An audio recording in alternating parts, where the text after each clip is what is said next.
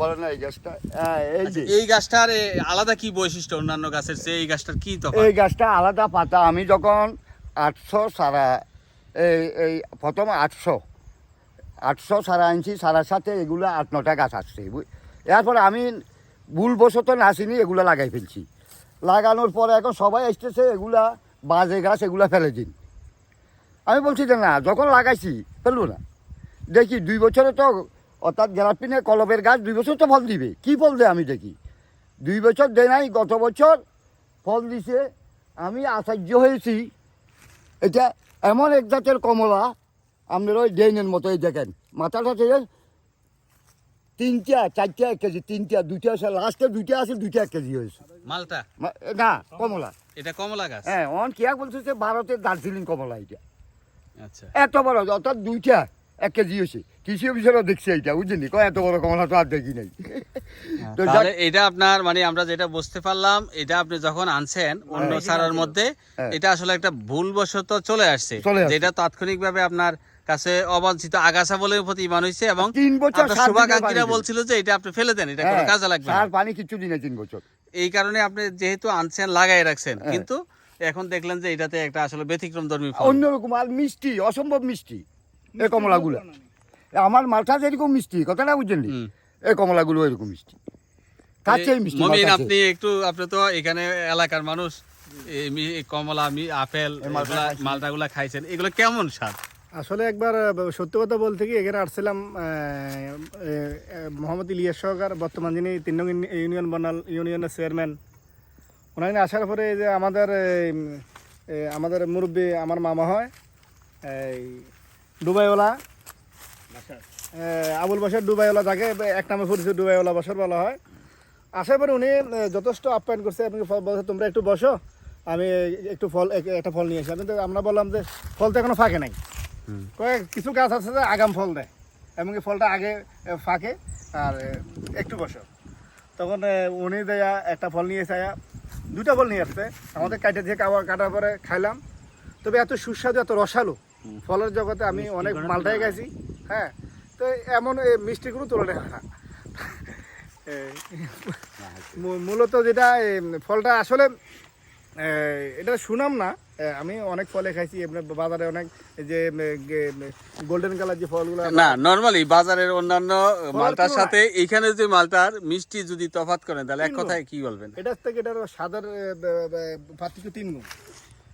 এইখানে আছে আরেকজন খুব মালটা প্রেমিক, যে প্রায় সময় মালটার লোভে এবং আমাদের এই মালটা বাগানের মালিকের সাথে সুসম্পর্কের খাতিরে প্রায় সময় এখানে আসে বাগান দেখে। আপনার অনুভূতি বলেন মিস্টার কামাল। আচ্ছা, এই মালটা বাগানের মালিক যিনি, উনি বর্ণাল 3 নং বর্ণাল ইউনিয়ন আওয়ামী লীগের সভাপতি, এবং আরেকটা বড় করেছে তিনি আমার দুলাভাই। এই দুলাভাইয়ের কারণে, শালা দুলাভাইয়ের কারণে এখানে আসি ওনার সাথে দুষ্টামি করার জন্য এবং মালটা বাগানে সময় দেওয়ার জন্য। ওনার এই বৃদ্ধ বয়সে উনি গাছের প্রতি এত প্রেম, এত ভালোবাসা, আসলে আমাকে খুব মানে ভালো একটা আনন্দ দেয়। তার জন্য বাড়িতে যখনই আসি, চাকরি ফাঁকে বাড়িতে আসলে এখানে আসি, ওনার সাথে দেখা করে যাই। গত 15 দিন আগে একবার আসছি, এখানে আসছিলাম, ওনার সাথে দেখা করে গেছি। তো আজকে 2 বছর নাকি এই বাগানে মালটা ফল হয়েছে, অথচ চাকরির কারণে হয়তো আসতে পারি নাই, খাইতে পারি নাই। আশা আছে এবার যখন আরেকবার আসবো, মালটার সিজনে আসবো, যাতে আমার দুলাভাইয়ের বাগানের মালটা খেয়ে যেতে পারি। নাকি অনেকের কাছ থেকে শুনলাম অনেক মিষ্টি এবং সুস্বাদু। আমার ওটা লোভনীয়, লোভ এখনো আমার মনের মধ্যে জেগে আছে, কখন খাবো।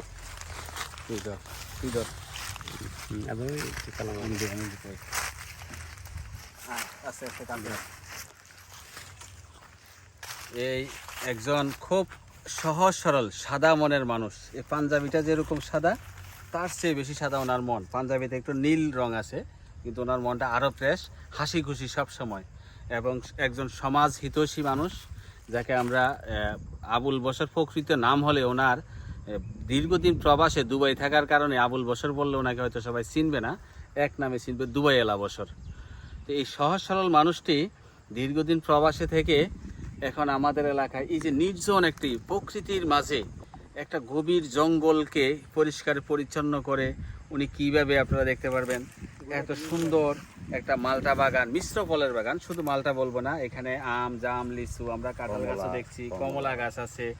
আবার ওদিকে নতুন করে উনি হেফজখানা মাদ্রাসা করছেন এবং ওনার ভবিষ্যৎ পরিকল্পনা আছে। উনি বললেন যে এখানে সুন্দর একটা স্ট্রেট রোড করবেন, যেটাতে হয়তো একটা ট্যুরিস্ট স্পটও হতে পারে, যেহেতু দুই দিকে মিশ্র ফল বাগান এবং নিরিবিলি এবং সুন্দর একটা জায়গা। উনি এখানে হয়তো ওনার, আমরা যতটুকু বুঝলাম কথাবার্তা বলে, বাকি জীবন হয়তো উনি এখানে এই জায়গা, এই প্রতিষ্ঠান নিয়ে উনি হয়তো জীবনটা অতিবাহিত করতে চাচ্ছেন। ওনার হেল্পারই ওনার ছোট ভাই রেজাউল করিম ওমান। হ্যাঁ, ওনার ছোট ভাইয়েরও আর্থিক এবং অন্যান্য পরামর্শ দিয়ে সাহায্য সহযোগিতা করেন। উনি এই কথাগুলো প্রায় সময় বলেন। রেজাউল করিম, রেজাউল করিম, জনাব ওমান রেজাউল থাকে। করিম সাহেব ওমান থাকে, যদিও আমাদের এলাকার আরো ওমান থাকে। একটা ফাউন্ডেশন এবং আমাদের কিছু রেজাউল করিম লোক ফাউন্ডেশন। ঘুরতেও এখানে যেতে পারে। আমরা যদি আমাদের কপালে থাকে, কিসমতে থাকে, রিজিকে থাকলে হয়তো আমরাও গেলে দেখা হতে পারে। আমরা হয়তো এই রেজাউল ভাইয়ের সাথে হয়তো আমাদের দেখা হবে। এইখানে বলে- কারা ওই টাকা নাই, তিন টাকা ওই করতে চালা প্রতিষ্ঠানটা উনি করছেন, অনেক হ্যাঁ। টাকা খরচের বিষয় আমরা দেখছি, খুব সুন্দর হয়েছে, এই বাগানটাও সুন্দর হয়েছে।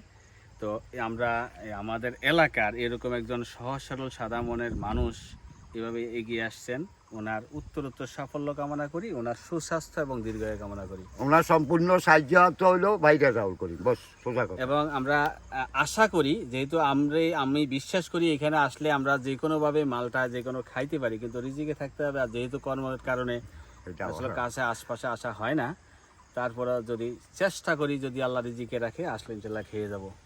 তখন দেখবো যে আপনার কথা সেই ডায়ালগ, মিষ্টির কোনো তুলনা নাই, এই কথা কতটুকু সত্য, এটা আমরা শুধু ইনশাআল্লাহ, অপেক্ষা দেখি। ইনশাআল্লাহ, ধন্যবাদ সবাইকে।